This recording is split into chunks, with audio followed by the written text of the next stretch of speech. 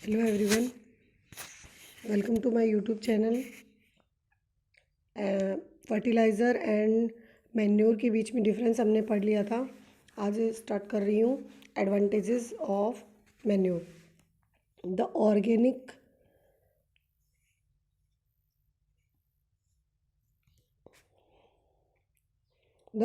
Manure is considered better than fertilisers. यानी जो organic manures होते हैं वो फर्टिलाइज़र्स से अच्छे होते हैं। क्यों? It enhance the water holding capacity of the soil. ये जो वाटर होल्डिंग कैपेसिटी होती है सॉइल की, इसको इंक्रीज़ करते हैं। जो सॉइल होती है उसको पोरस बनाते हैं, ठीक है। और इसकी वजह से क्या होता है, जो गैसेस एक्सचेंज होता है वो इजीली हो पाता है, ठीक है। फिर इसके बाद जो माइक्रोब्स होते हैं उनके नंबर को इंक्रीज़ करते हैं, जो फार्मर के लिए फ्रेंडली होते हैं। और जो सॉइल की टेक्सचर होती है उसको भी इम्प्रूव करने का काम मैन्योर का होता है। इसके बाद इरिगेशन क्या है? जो वाटर सप्लाई किया जाता है क्रॉप्स को, उसी को हम बोलते हैं irrigation. All living beings need water to live. सभी जो लिविंग ऑर्गेनिज्म है उनको जीने के लिए पानी चाहिए।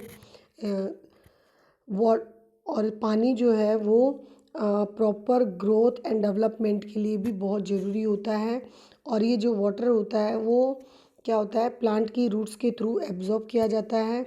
और अलॉन्ग विथ वाटर, पानी के साथ मिनरल्स और फर्टिलाइज़र्स जो होते हैं वो क्या होते हैं, प्लांट के डिफरेंट पार्ट को पहुंचाए जाते हैं एब्जॉर्ब करके, ठीक है। प्लांट 90% पानी कंटेंट करता है।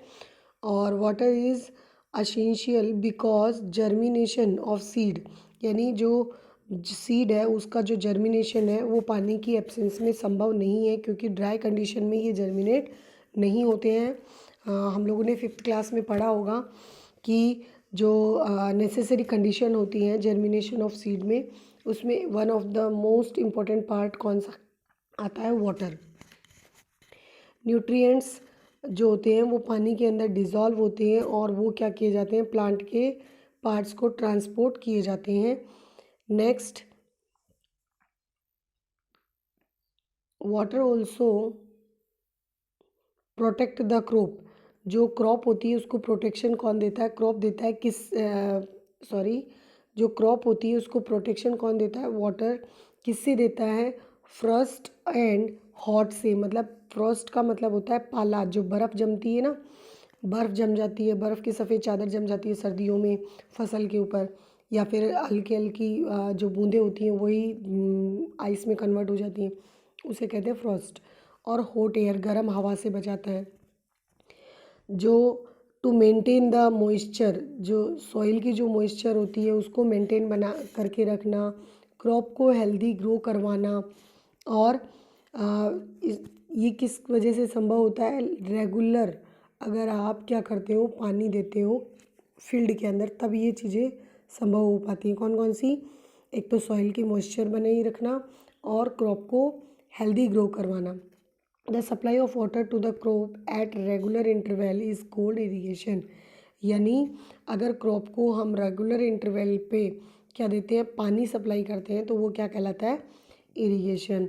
The time and frequency of irrigation varies from. जो टाइम और फ्रीक्वेंसी होती है वो क्या होती है, अलग अलग रीजन में, अलग अलग जो रीज़न होते हैं, क्रॉप होती है, सीज़न होता है, सभी में वेरी करते हैं। मतलब जैसे राजस्थान में, महाराष्ट्र में, कर्नाटक में, तो इन तीनों जगहों पे पानी की अवेलेबिलिटी अलग अलग होती है। तो वहाँ पर एक ही टाइप की क्रॉप को कम ज़्यादा पानी की ज़रूरत होती है।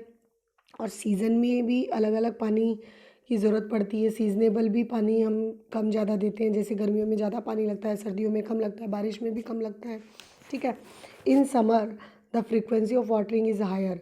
जो गर्मियों का मौसम होता है उसमें सबसे ज़्यादा समय अंतराल पे पानी देने की ज़रूरत पड़ती है, यानी बहुत जल्दी जल्दी पानी दिया जाता है। और ये सब क्यों होता है? क्योंकि जो इवोपरेशन होता है सॉइल से और लीव से, उसकी वजह से जो पौधे होते हैं, ज़मीन होती है, वो बहुत ज़्यादा सूखने लगती है। इसलिए क्या होता है, जो गर्मी के समय में वाटर जो सप्लाई होता है वो बहुत ज़्यादा होता है। यहाँ बूझो बोल रहा है कि मैं पिछले साल से बहुत ज़्यादा सतर्क हूँ पौधों को पानी देने के लिए, क्योंकि पिछले साल गर्मियों में मेरे पौधे सूख गए थे और मर गए थे। Now next is our topic is source of irrigation. जो सोर्स ऑफ इरिगेशन है उसमें आता है आपके जो इरिगेशंस करने के लिए हमें पानी मिल रहा है वो कहाँ से मिल रहा है। तो पहला है wells, tubewells, ponds, lakes, rivers, dams and canals. Okay guys.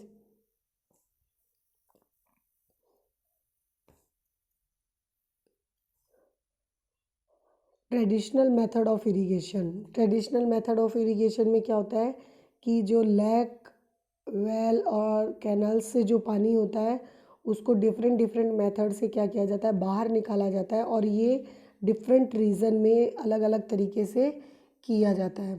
Okay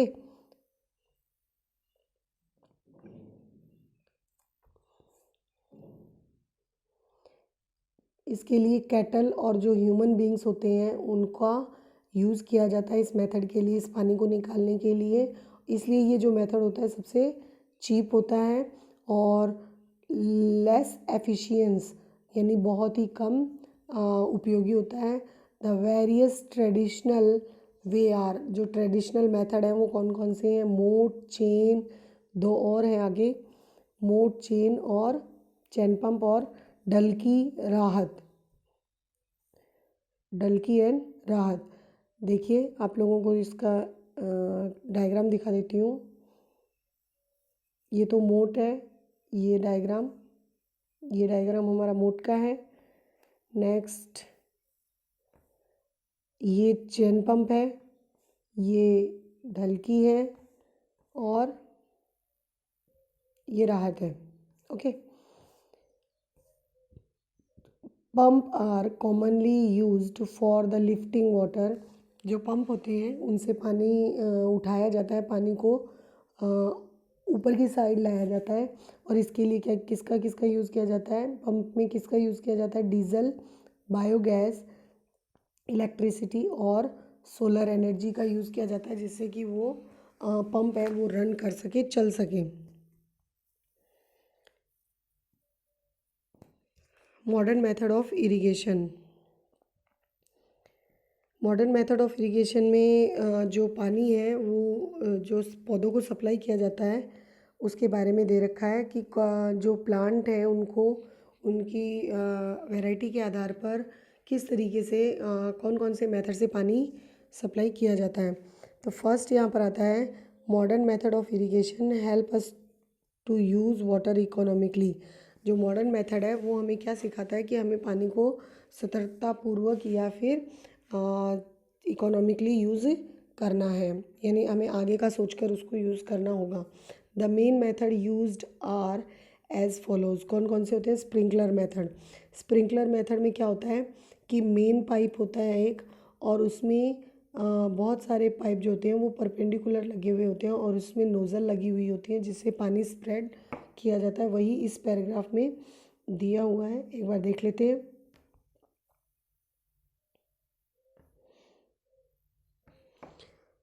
This system is more useful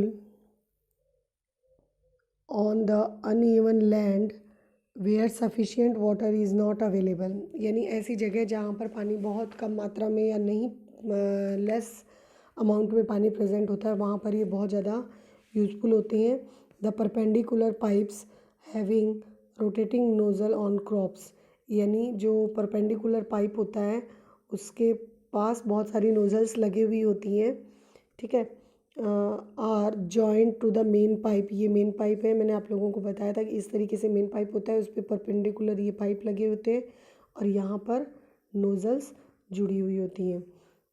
okay when water is allowed to flow through the main pipe, जो मेन पाइप होता है उसमें से जब पानी बहना स्टार्ट होता है अंडर अ प्रेशर, एक प्रेशर के साथ, with the help of pump से सप्लाई करते हैं। आपने देखा होगा कुएं वगैरह से पानी निकालते हैं तो मोटर चलानी पड़ती है हमें, तो वो एक तरीके से पंप ही हमारा, और जब वो मोटर चलती है तो बहुत प्रेशर से वो पानी जाता है।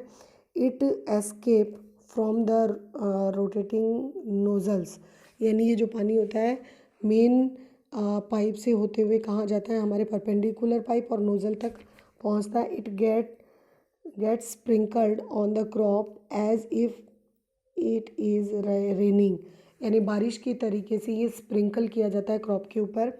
Sprinkler is very useful for lawns, coffee plantation and several other crops. जो ये जो स्प्रिंकलर सिस्टम है ये लॉन वगैरह जो होते हैं, कॉफ़ी जो प्लांटेशन किया जाता है या जो दूसरी क्रॉप्स होती हैं उनके लिए बहुत ज़्यादा यूज़फुल होता है। ड्रिप इरिगेशन, ड्रिप इरिगेशन में क्या होता है, जैसे बहुत सारा फील्ड होता है उसके अंदर जो छोटे छोटे प्लांट्स लगे हुए होते हैं, इन प्लांट्स के ऊपर से छोटे छोटे पतले पाइप जाते हैं और इन पाइप्स में छोटे छोटे होल किए होते हैं, जिनसे क्या होता है ड्रॉप बाय ड्रॉप पानी प्लांट्स की रूट के अंदर गिरता रहता है और इसी को कहा जाता है drip irrigation.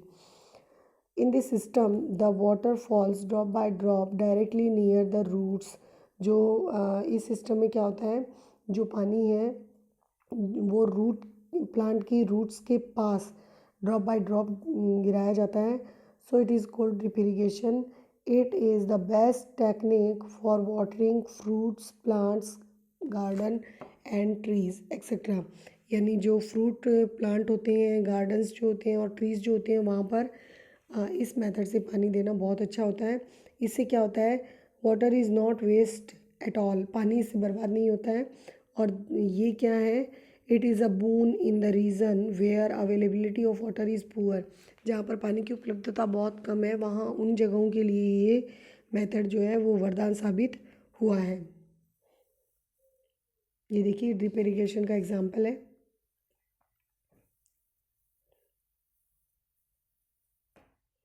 Okay guys, thank you.